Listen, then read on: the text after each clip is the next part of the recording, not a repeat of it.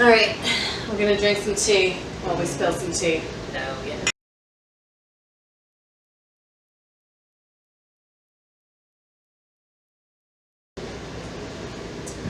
I am Paige here for thepollbook.com. I am here with the lovely Cinder Venus, who is, I'm pleased to say, one of my friends from the pole community. We have trained together for about, I think we landed on 3 years? Yes. We landed on 3 years. We're going with that. We're not exactly sure, but you know, whatever. 2, 3, 99, who knows? Yeah, somewhere in that range. So we train flexibility together, we train pole together, and we generally make asses of ourselves in the middle of class together, which is super fun. I gotta call it having fun more than you know. I mean, you know, we think it's fun. I don't know if anybody else thinks we're fun, but whatever. Screw them. Who cares? So the reason I wanted to chat with Cinder today is to get her take on basically the trans community within the pole community, and how the pole community and the pole subculture has a very, I think, unique relationship to the trans members of our community versus other sports and other subcultures. So to start out, we're just going to talk a little bit about your gender identity journey. That's a whole bunch of worms. That's just a whole mess of that. To be honest, I didn't even know about gender identities or being trans. Not before, like, I don't want to say the general public kind of came to light with Caitlyn Jenner and stuff like that, but more like, it was not till my late teens, and I really didn't know about being, the whole idea of it, till I kind of stumbled upon it. And that was through, like, YouTube and some random, like you see on TV, Jerry Springer or whatever else, like, things like that. But again, you see on TV, you see some negative stereotypes, you're just like, change channel. Right, of course. Sadly. Yeah. But unfortunately, that's kind of how the narrative is unfolded. And I feel kind of similar still within the community a little bit. Mm-hmm. Has it gotten better? Yes. Okay. But at the same time, it's a very tricky place. Yeah. Mm-hmm. Because, I feel like the pole community gets talked up a lot for like being super body positive, super inclusive, super supportive. But have you found that it's kind of fallen short of that in your experience? Definitely, to be honest. And not to sound bad about the pole community, because I do love it. Yeah. And I feel it's kind of like the middle ground we all kind of face, where it's just like you need to be fit, you need to be skinny. Mm-hmm. Because dealing with being a pole, you're usually in more skin revealing outfits for just the basis of being on a pole for stick. But the problem is that there comes also with being trans the fact of having to be comfortable with one's body. Mm-hmm. Now, on the other side of the coin, I have gained confidence through pole and dance and being around fellow peers who do accept me. Right. But it's also one of the things I also kind of had a negative place to begin with, where I felt like I had to like do certain things because like I couldn't wear makeup in class, or I would sweat it off or wasn't allowed, right. Or I would have to wear like a gaff in class because I didn't want anything to bulge to show, or and being pre-op in that area, or just non-surgical. The fact of the matter is, there is a conversation that kind of like, again, like when you do pole or do things, you have to gaff, you have to do these things. And when doing certain flexibility things, you're bending everything. Right. It's not a very comfortable feeling when you have something pressing against you, like duct tape or something, and literally ripping your skin. I had no idea you had to put up with that. That was at the very beginning, before we kind of knew each other. I brought it to the attention of the studio owner, and I was just like, I can't do this. Yeah. And she's like, is it okay? And they're like, oh no, it's totally great. Yeah. But it also comes with the extra benefit of like, oh, we're double layers, or do this or that. Right. And it's having to go still, like, brings its own little things, not as bad. Right. But at the same time, it's one of those things, expectations to fit in. Well, like what kind of particular... So you've been asked, like someone has asked you to double layer? Oh god, yes. Really? Oh yeah, I've been asked. I'm very shocked by that. Oh no, I mean even like the more... Do the male, because it's a co-ed studio, so we have male students there as well. Have they been asked? No, actually I have usually more, I guess you could say, with general more cis female and things like that, I mean, unless they're kind of snobby. Right. Generally it's fine. Right.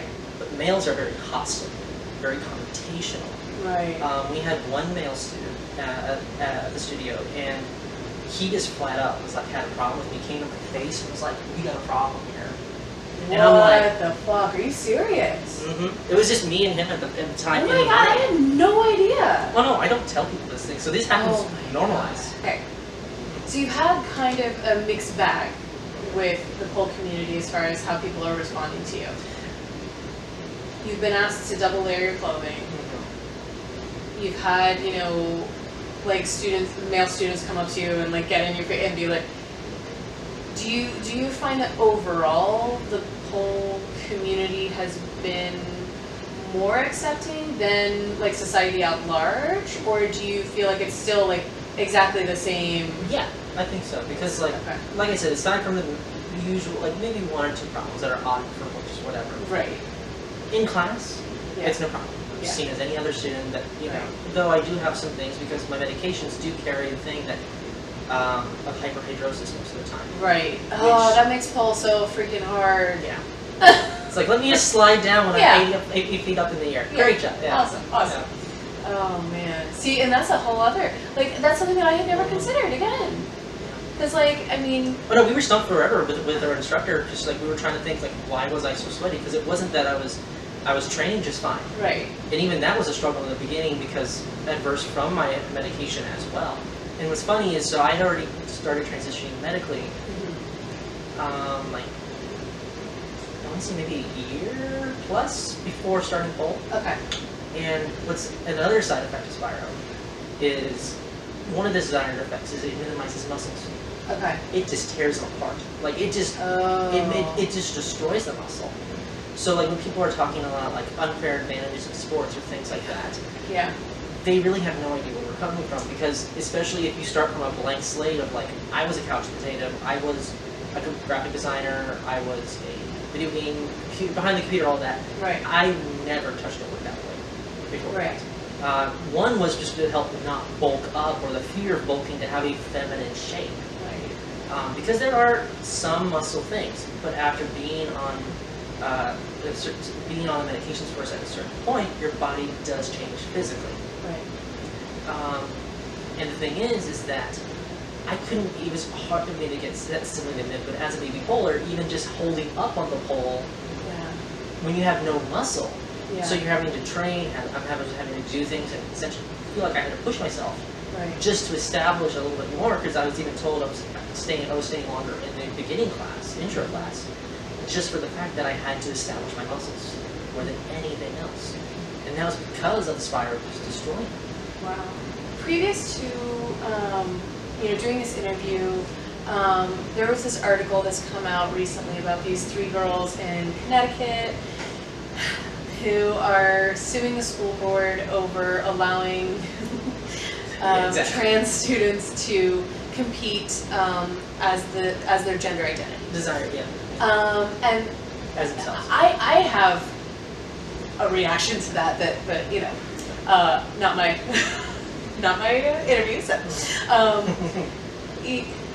one thing that I note as, you know, a cisgender female is I've always loved that the pole community, the pole sport organizations in general, from, you know, the research that I've done, have always allowed competitors to compete as the gender that they identify. As far as I know, I might be wrong about that. Actually, I wanted to bring like a couple things you may not be aware of. Okay, okay. So we touched upon Dance Filthy in Tampa. Yes. Okay, they competition which they they openly welcome trans individuals to dance. Right. Well, that's a co-ed competition. Exactly. Dance Filthy's co-ed. So. But when you start getting into the more singular categories like PSO and IPSF, they have certain things where they're like, they consider HRT medication, hormone replacement therapy, the same thing as doping. Really? And they say on their website they will actually, they may at random intervals ask you for medical records, which will stay confidential. But even IPSF will not allow any trans individuals to compete without having bottom surgical alignment. What? Yeah, their website, which is very dated in the way it says, it was sexual alignment surgery. So basically the gender you presented to have anatomical correct body parts, and you have to stab that for 2 years before you could ever compete at a professional level. And that's just on the base levels of making sure your testosterone levels range the same as a cis female for trans women, or for trans men, the same as trans men. And if you don't, in the case of IPSF, if you choose to, they have a clause which is if you don't surgically alter your body and you're still on hormone replacement therapy, being yourself, regardless, you have to compete in the category you were born as. Really? Yes. So so that's a clear disadvantage for someone like myself. Yeah. Because I do not have the same testosterone as a cis male, and I would be, because I haven't had bottom surgery, which is what they which is not even the end-all be-all surgery for most people, No. even as their goal. I would have a clear disadvantage because I'm not the same level of I'm not skilled, but I guess you could say just stamina or just whatever, Right. and all that. So it's just. I mean, because now understanding that the medications are also interfering with muscle development, and you have like all these loaded factors on top of. Mm-hmm. Well, it comes down to competition more than anything else. Right. So each of them have their own rules. Each of them Yeah. have their own standards. My whole thing with pole though, because. I told my husband that Dance Filthy was co-ed, and he was kind of like, well, that seems unfair. And I said, well, how, though? Because pole, yes, male competitors have strength, which they can do a lot of strength moves, but you also have to be flexible. You also have to be a performer. You also have to... So it's not just about being strong, and that's why I feel like pole kind of levels the playing field, because you have to be strong and flexible and I feel Dance Filthy is more about the performance angle. Yes. So pole theater, I would not be surprised if pole theater had a more inclusive. I have not looked into that, don't quote me, but I would not be surprised if it were more inclusive, because it is more performance based and less trick based.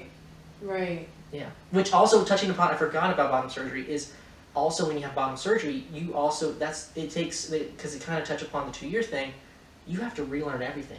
Because there's all new wiring down there. All the muscles are different.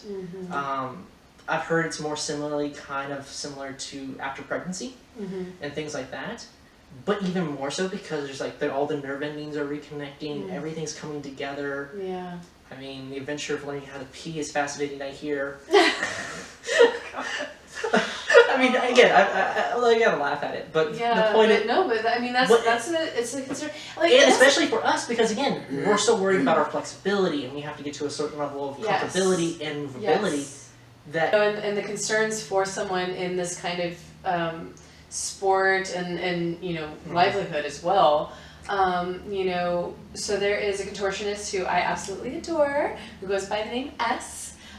Strange Wonderful Creature is the Instagram handle, so look them up. They are amazing. They are I'm gonna say it wrong. Trans asexual, or I don't even know if asexual would be the right, but basically asexual deals with more sexual identity. Sexual identity, sexual orientation. Yeah. So genderless, basically. So. More on the, would you say, the non-binary side? Non-binary, yeah. And they had top surgery to remove breast tissue, and really hesitated for a very long time because there was that concern. I am a professional contortionist, and is this scar tissue going to limit my range of motion to be able to sit on my own head like a normal person? Well, actually, anyway, but that is a huge concern with any kind of body modification surgery for people who do transition genders or transition to a non-binary gender identity, that there is this concern about what is the surgery going to do, what are the hormones going to do, what, for someone who is in any kind of a sport or an movement art, and it's just something that I don't think people think about that at all. No, they do not. Yeah. They really do not. Because, I mean, there's little things you can get laser, get 5 o'clock shadows removed, get hair removed from body. That's not bad. You just kind of go home, let it do your normal thing. But when you start getting into the realm of again, like you said, hormones and then surgery, especially surgery, because again, it kind of like I said, it's like going through after pregnancy and having to rebuild those muscles. And then on top of that, it's even more so because it's even more so trying to get the fillability, because there's things I've considered where I want to get breast implants. But the thing about breast implants is that they could rupture from just being on pole. If I hit it too hard, if it's not the right type of implant, it could just burst. And that's a concern. Yeah, you know, absolutely. there's and again, it's like, I mean, even I go to imagine even removing breast tissue or having an implant. That's a whole thing, because if you hit the pole wrong, or if you hit, that could hit a nerve, that could, it could, it could either limit or extend your range of motion. Right. Because again, I mean, there's that thing of just having to get around things and things like that. Right. Because you smack your titty on the pole, god damn, it's gonna hurt. And especially when they're early on, I felt that.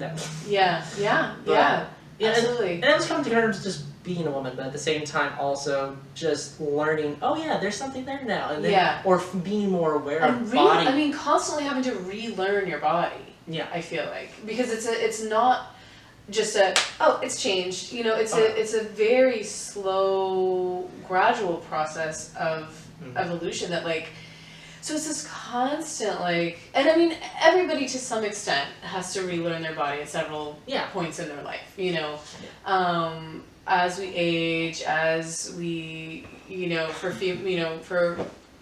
pregnancy's a whole thing. Pregnancy's a whole thing. You know, but I feel like there's just so much.